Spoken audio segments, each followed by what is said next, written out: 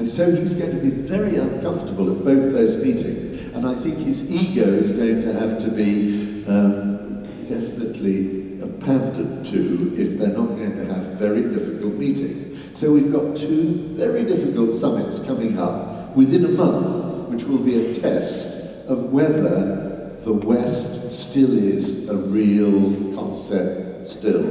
And I would say in answer to that, I believe it is already, it'll never be the same again. We shouldn't talk about the West as a concept any longer. We're moving into a great power world where Europe is in danger of being left on the sidelines, where it will be the US and Russia and China talking to each other. And Europe, with its values and with its commitment to multilateralism, is in danger of being left out of that. And I think that what Europe has to do, if it wishes to preserve the multilateral order, is to come to a much closer coordination of its strategy with the global south, if you like. The global south of the world, who have surely a real commitment to a multilateral order that can help in conflict resolution, that can help with pandemics, that can help with global crises, and above all, with global warming. That is absolutely essential, because the biggest challenge of all we face is surely climate change, and indeed coping with pandemics. Donald Trump doesn't believe in climate change. Donald Trump doesn't seem to think there's a problem on the health front. He's put somebody in charge of the American Health Service, Robert Kennedy Jr., who doesn't believe in vaccination or anything else. He doesn't believe he doesn't see there's a deal to be done. And what I hope is that Europe will prove him wrong. Thank you.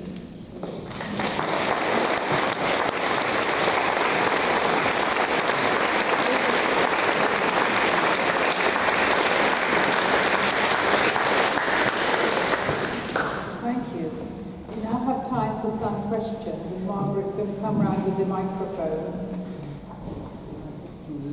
Turn it on for you. Who wants to ask a question? Keep it brief if possible. The gentleman over there in the third row, and then the lady over there with the blue and white striped jumper. Okay. Who's in the third row? Richard. Well, thank you very much for a very interesting talk. Do you not think we are grossly exaggerating the threat of Donald Trump? I think the signs are his economic attempts to make America great again are not actually going to work. And also, even in America, if you read the New York Times, as I do, as opposed to the Financial Times, you see there's already a principled strongly democratic reaction to Trump in the universities, in the law, and it goes on. So I think we shouldn't be frightened about it. He will fade away. He will leave an effect, but the great power of democracy will ultimately survive and triumph. Thank you. I think we'll take questions in three groups of three. So who's this? The lady over here in the blue striped t-shirt. Take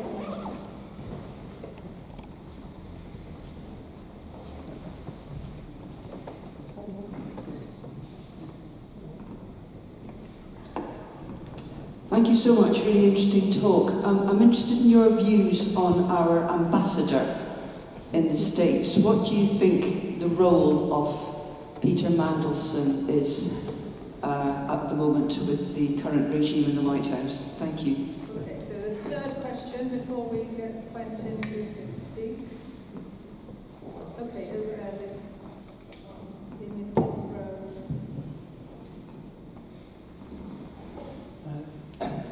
Good morning, Quentin.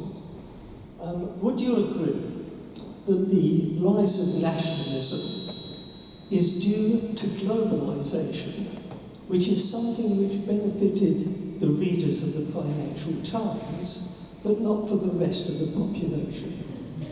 I don't think we quite heard that. Did you have the microphone in the right place? What was the question? Could you repeat the question? Say it again. Put it near your mouth. Closer? Yeah, right. I wondered if you would agree that the rise of nationalism was due to globalisation, which benefited the readers of the Financial Times, but not the rest of the population. Okay, so that's 3 questions. Would you like to take those? Yep. Okay, thank you very much. Let me start with the optimist, that actually we are exaggerating the dangers of Donald Trump. I think what I was trying to underline is the danger of Donald Trump. One is that he's not an aberration, that there has been a real shift in the American strategic vision. Now, that doesn't say a real shift in the American attitude to democracy, but that America is much less concerned by Europe and now more concerned by Asia and the Pacific. But even on the democratic front, the attitude of the current administration in the US to the democratic process, the fact that almost everything Donald Trump has done in his first 100 days in power was done by executive fiat and not with the approval of Congress, really undermines and damages the democratic system and the system of checks and balances in the US. I was listening last week to a very distinguished Harvard professor who described the current administration as the most radical administration America has ever known in its history. That its destruction of the institutions of American law and democracy, and indeed the institutions of the American public services, has been absolutely dramatic. The responsibility in particular of Elon Musk, whether it's for his own personal collection of data for his new businesses, or whether it is a genuine and wise-headed assault on the public service. But public services are absolutely paramount to underpinning democracy, for doing the bidding of a democratic process.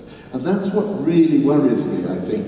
It's the destruction in America. And you mentioned, the Democratic Party backlash. We haven't seen anything like the sort of Democratic Party response that one might have expected. So I think that remains really quite worrying. The one thing that appears to have restrained Donald Trump in his actions has been the market response. When the market has responded by, particularly to his tariffs, by saying, and to his abandoning of the tariffs in no time, by saying this is creating a deeply unstable economic situation. So I do actually worry.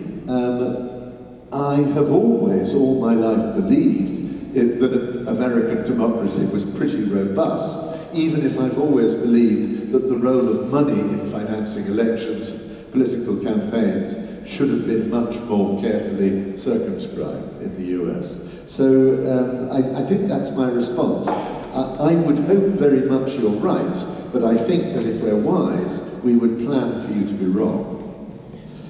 Secondly, and I hesitate to give Peter Mandelson any advice. I'm sure he wouldn't listen to it. But he's a very clever operator, and he's a very good operator on matters of trade, which he knows backwards, having been Trade Commissioner in Brussels. And I think that that is probably a very useful thing to have there. But I do think that it is becoming clearer and clearer that it is not a very good strategy just to try and appease Donald Trump. He appears to respect people who talk directly to him, provided he doesn't take it as a personal insult. So we saw Mark Carney get away with some very direct talking in the White House. We've seen Emmanuel Macron also get away with much more direct talking and emerge relatively unscathed. We don't really know yet whether appeasement or confrontation is the right strategy. Confrontation almost certainly in the short term would be difficult, but the Chinese look like standing pretty solidly against the tariffs they faced, and I think that Trump is going to back down. What I didn't get to on the European Union is that the European Union is a very good trade negotiator. That is in their DNA. They're good at the job, they do their homework, they're prepared for trade negotiations.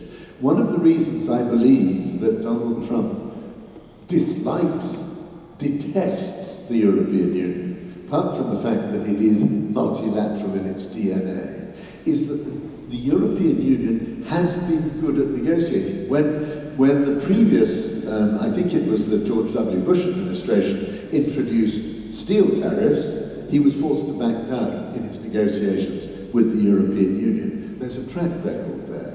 But the combination of being good at negotiating on trade and tariffs and being socially liberal is what Donald Trump doesn't like about the EU. Now, where Peter Mandelson fits into that, I mean, somebody described, a couple of days ago at Chatham House, somebody described Keir Starmer as having had a lousy hand to play with America, but managing to play it really very well.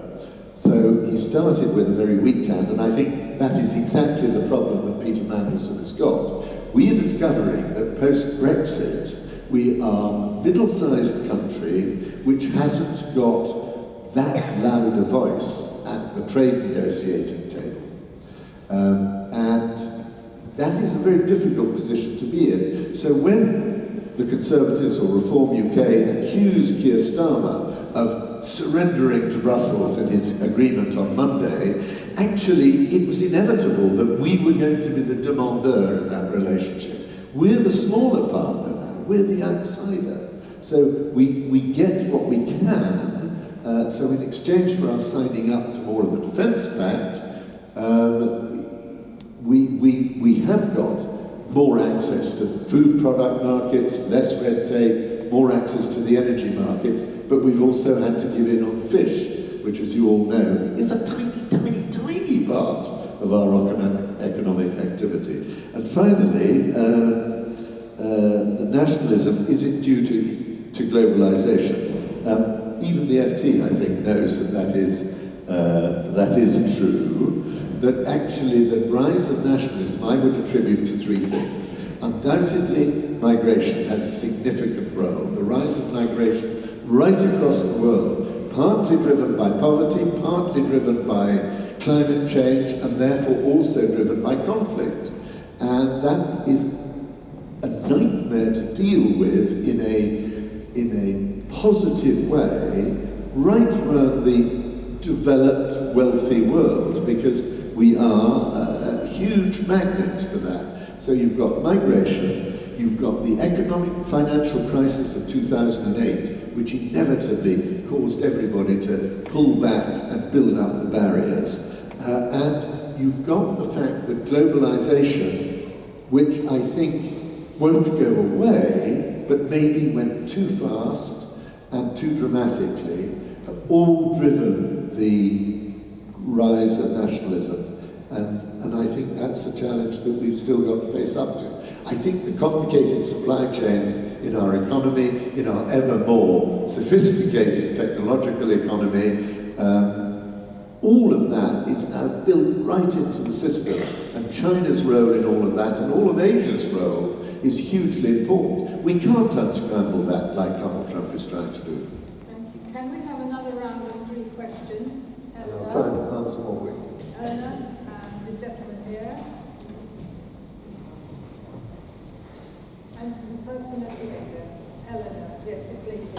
I want to thank you very much for your talk. We live in 2 interesting times. But the one thing I'm aware of, the role of disaffection among the young and the rise in Farage. It's too close to me to talk about, But the thing I want to talk about, which is your stress on the decline in public services, and the other thing which you haven't mentioned is the role of Nordstrom. Sy Hersh's, how the gas lines with Russia were broken, and that has led to a relative recession with Germany. And now with the emphasis on increasing the defense budget, public services are going to be further decline. It's a vicious circle. I'd be curious in your response. Bye. Okay. So, the gentleman over there.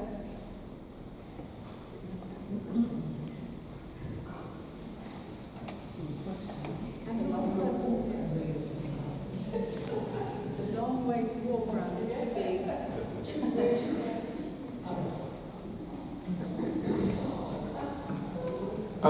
You talked about American isolationism having a lot to do with the successive election of Donald Trump, of two different terms in the presidency. What it made me think of was something that was said to me by a colleague in the late 1980s. I was working in a company that was ultimately American-owned and had a lot of international ties and deals. And she was very influenced by people that she knew in the USA and espoused their views. And she said, I've heard people say over there that the worst thing you could ever hear is, I'm from the government and I'm here to help. That degree of anti-government it strikes me at least, or even possibly more important than isolationism. It's that feeling that in a sense, government is always to be mistrusted and to be reduced in its role as much as possible. I'm talking now about 45 years ago, and that seemed quite strong even then. Thank you. Who was the third person I pointed at? This gentleman here.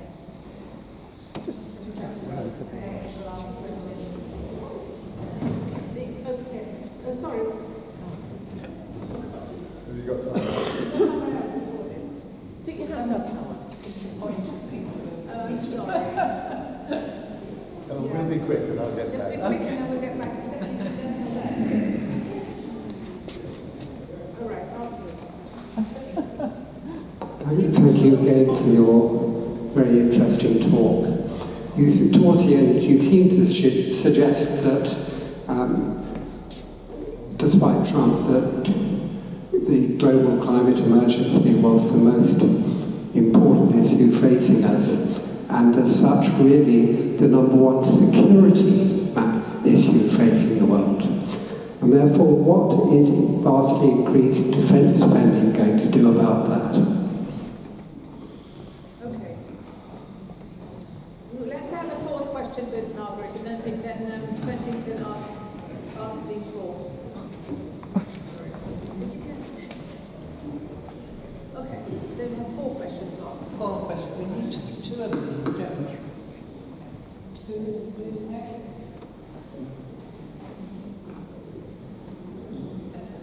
Oh, thank you for your excellent lecture. I was interested in what you said, particularly at the end of the lecture when you were summing up and saying that the future now was looked to be the United States, Russia, and China, and Europe would be taking a lower place in the world. Geopolitically, it seemed to me that the size of the GMP of European states is roughly equivalent to that of the United States, and the GMP of present-day Russia is roughly equivalent to that of Italy. And we are creating a huge set of armaments to engage with a country the size of Italy, which is even diminishing from this point.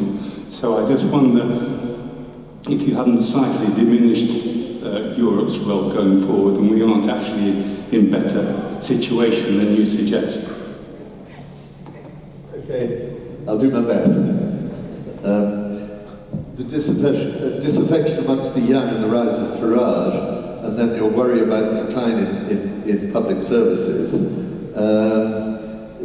which could indeed be hit by the rise in defence spending. I mean, there was a demonstration in Brussels, I think, last Saturday, of farmers saying, we don't want to spend all the money on guns, we want butter. You know, do not cut our agriculture spending for defence. There's going to be hugely difficult decisions, I think, right across the range of public services if that defence spending is going to really come to pass. The other thing that is a real worry to me about the surge in defence spending, quite apart from the fact that I've spent most of my life thinking that I was rather a pacifist, is that we will waste that money dramatically if it all is thrown too much too quickly at spending on defence. I think you're right that there is a real sense of anxiety amongst the younger generation, and the worry is that younger generation, which is certainly true in some countries of Central Europe, moving towards voting for right-wing nationalist parties, feeling themselves quite defensive.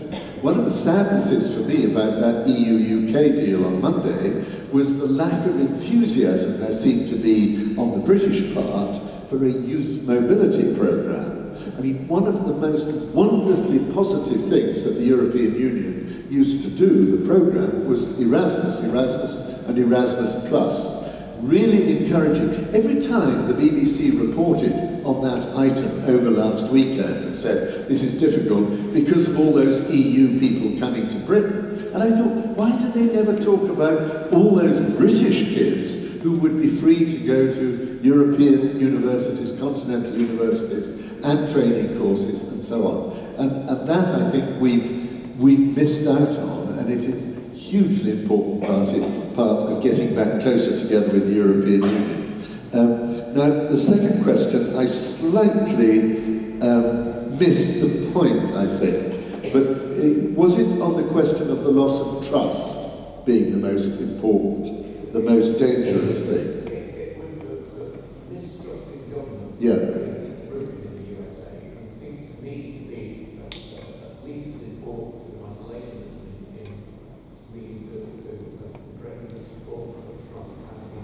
Yeah, no, I absolutely agree, and I think that a huge factor here in this country too, in that protest vote that was the Brexit vote, that was a protest vote not just about Brussels, but it was about London, and it was about the public, it was about the political class, and I think the most damaging thing that happened in this century so far was the scandal of MPs' expenses.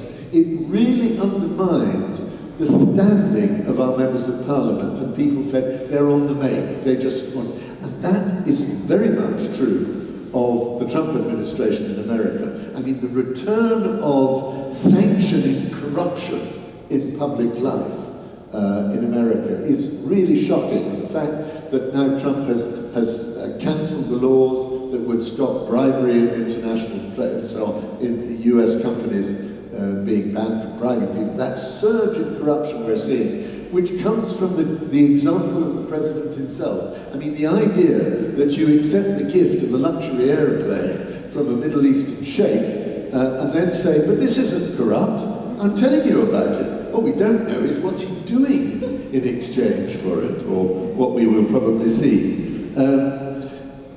The third question, I think, was climate change is our #1 security threat. Is that right? Yeah. And I absolutely, totally agree. And I think, I mean, the greatest worry, and this links in a way to the final question too, about why on earth we're paying quite so much attention to Russia. Because the trouble is that Russia is angrier and more aggressive and more worrying in the way it's behaving, and that's forced itself, in spite of the fact that it is indeed no bigger than the economy, in economic terms, of the Netherlands or of Italy. I mean, it's really piddling, but nonetheless, it's bloody aggressive, and it is spending a huge amount of its relatively small economy on purely military spending. It's also a hugely destabilizing force in its actions on cybersecurity, on interfering with election campaigns, all over the place. It's destabilizing us. And that instability, I think, has got to be a very high priority in deciding what is the greatest security threat. But back to climate change, We must not lose sight of that at all. That is driving migration. That is driving poverty. That is driving all the other beasts, and it's driving conflict. I mean, look at Sudan. You know, this ghastly conflict that we're not doing anything like enough to try and resolve. Why is it, really, where does it come from? Remember Darfur, the battle in Darfur, which produced the Janjaweed militia. This was all about a fight for land between the nomads and the settled farmers, because water was running out and so on. Drought was building up. It's the Janjaweed militia in Sudan who have been the ghastly destabilizing force of this civil war. And I'll tell you one very quick story. I happened to go to a wonderful podiatrist here in Islington, who I hope I won't identify too much by saying she has a husband who's a Sudanese doctor. And she told me an extraordinary story the other day. She said, I said, what's happening in the Civil War? She said, well, actually, the Janjaweed are on the retreat because they can't get their Captagon anymore. And I said, what's Captagon? And she said, oh, it's amphetamine. They were being supplied with extraordinary quantities of amphetamine, junking up these young soldiers to fight and to have to basically abandon all sense of moral decency. Where did that come from? It came from President Assad in Syria. And when he was overthrown, the factories were destroyed that were making it, and suddenly supplies went down. So the link of unexpected consequence is quite extraordinary, and we need to see all these connections. And when we stand up and say, you know, well, we need to be honest about this. Drugs are also driving these ghastly conflicts, and that's where we need to put controls in place. Well, what a talk. Thank you.